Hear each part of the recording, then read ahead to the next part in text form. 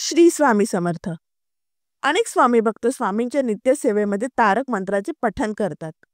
तारक मंत्राचे अनुष्ठानही केले जाते, पण तारक मंत्राचा अनुभव येत नाही. आपण करत असलेल्या चुकांमुळे आपल्याला त्याचा अनुभव येत नाही. या कोणत्या चुका असू शकतात याची माहिती आजच्या व्हिडिओमध्ये आपण घेणार आहोत. यामुळे व्हिडिओला शेवटपर्यंत नक्की बघा आणि कमेंटमध्ये स्वामी समर्थ लिहायला विसरू नका. तारक मंत्र हा स्वामींचा अत्यंत प्रभावी मंत्र आहे. तारक म्हणजे तारणारा, सर्व संकटांपासून दूर नेणारा. स्वामींची नित्यसेवा म्हणून स्वामींच्या तारक मंत्राचे रोजच्या रोज पठण करावे. जर तुमचे कोणते काम अडून राहिले असेल किंवा बरेच दिवसापासून एखादी इच्छा पूर्ण होत नसेल तर अशा वेळेला तारक मंत्राचे अनुष्ठान करावे. तारक मंत्राचे 11-21 दिवसाचे अनुष्ठान कसे केले जाते? तर तारक मंत्र तुम्ही नित्यसेवेमध्ये म्हणा किंवा त्याचे अनुष्ठान करा, पण आपल्याला काही नियमाचे पालन करणे आवश्यक आहे. तर आपण आता बघूया आपण कोणत्या नियमाचे पालन केले पाहिजे आणि कोणत्या चुका टाळल्या पाहिजे.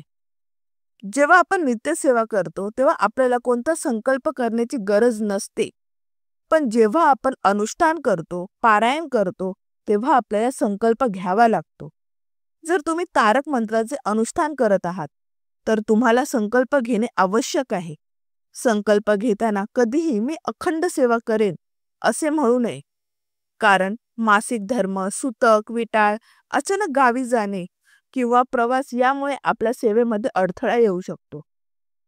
त्यामुळे मी यथाशक्ती यथाकालीन सेवा करेन असे म्हणावे.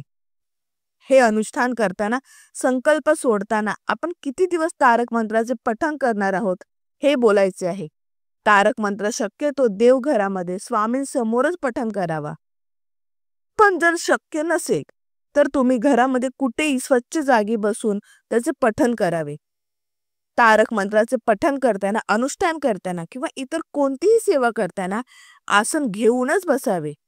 जर तुम्हाला जमिनीवर मांडी घालून बसणे शक्य नसल्यास तुम्ही खुर्चीवर किंवा सोफ्यावर आसन घेऊनच बसावे आणि मग आपली सेवा करावी. तारक मंत्राचे अनुष्ठान करताना शक्यतो 11 वेळा किंवा 21 वेळा तारक मंत्राचे पठण करावे. पण जर तुम्ही नित्यसेवेमध्ये पठण करत असाल तर तुमच्याकडे तितका वेळ नसेल तर तुम्ही 1 वेळा, 3 वेळा, 5 वेळा किंवा 7 वेळा पण पठण करू शकता.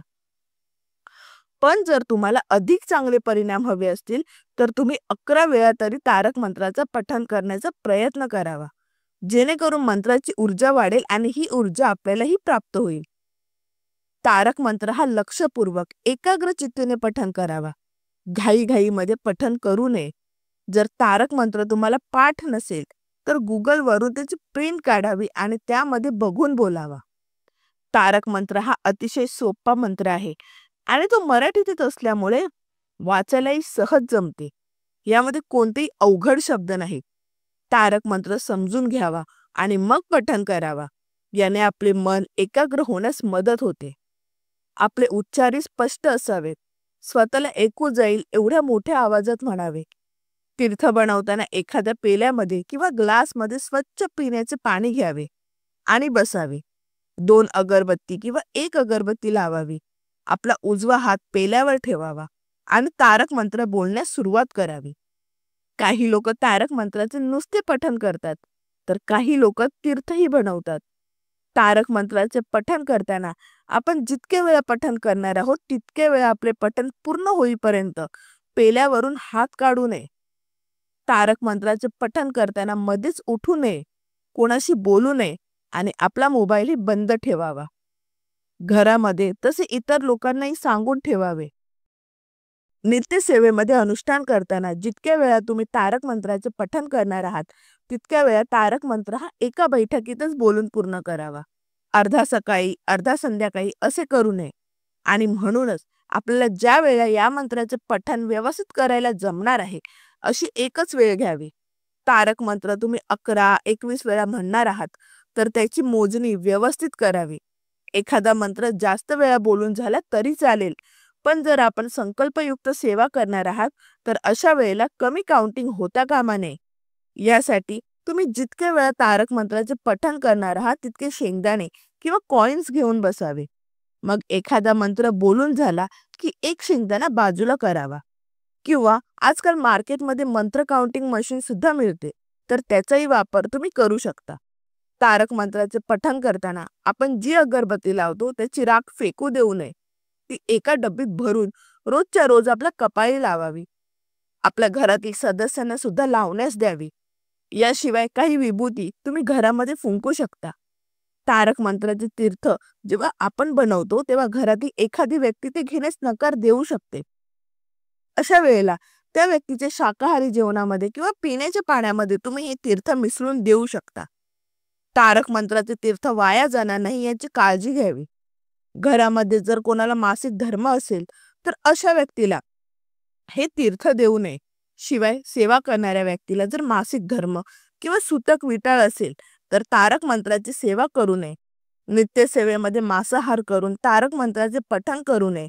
शिवाय जितक्या वेळा तुम्ही संकल्प घेतला आहे तितक्या वेळेला संकल्प होईपर्यंत मांसाहार वर्ज करावा.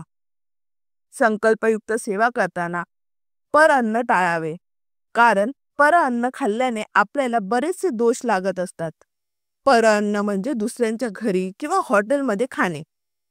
तारक मंत्राचे तीर्थ बनवताना जो काही पाण्याचा पेला किंवा ग्लास डायरेक्ट जमिनीवर ठेवू नये. त्याच्या खाली एखादी छोटीशी प्लेट घ्यावी किंवा एखाद्या पाटावर तो पेला ठेवावा. तारक मंत्र म्हणण्यास जास्त वेळ लागत नाही. तारक मंत्र पाठ असल्यास एकदा बोलायला साधारण 1 मिनिट लागतो. अशा वेळेस जर तुम्ही 11 वेळा तारक मंत्र म्हणण्याचा संकल्प घेतला तर 10 ते 15 मिनिटात आपली ही सेवा पूर्ण होते. म्हणूनच आपल्याकडे जेव्हा मोकळा वेळ आहे, आपल्याला शांतपणे जेव्हा वेळ मिळेल तेव्हाची वेळ आपण निवडावी. हे काही महत्त्वाचे नियम होते जे आपण तारक मंत्राचे नित्य सेवामध्ये पठण करताना किंवा अनुष्ठान करताना पाळले पाहिजे. योग्य पद्धतीने तारक मंत्राचे पठण केल्यास त्याची नक्कीच प्रचिती येते. अनेक अडचणीमध्ये मार्ग काढण्याची आपली एखादी मनोकामना पूर्ण व्हावी किंवा आपले संरक्षण व्हावे यासाठी तारक मंत्राची ही सेवा अत्यंत प्रभावी सेवा आहे. सेवा करत असताना जर आपण शिस्तबद्ध पद्धतीने सेवा केली, काही नियमाचे पालन केले तर आपल्याला त्याची फलश्रुती नक्कीच मिळते. तारक मंत्र हा काही साधा मंत्र नाही, तर हा स्वतः स्वामींनी त्यांच्या भक्तांना दिलेला अनमोल भेटच आहे. त्यामुळे तारक मंत्राचे असे नियमबद्ध पद्धतीने पठण केले असता आपल्याला नक्कीच त्याचे अनुभव येतात. तारक मंत्र म्हणत असताना व्हिडिओमध्ये सांगितलेल्या काही चुका होत असतील तर आजपासूनच त्या बंद कराव्यात. श्री स्वामी समर्थ. जय जय स्वामी समर्थ.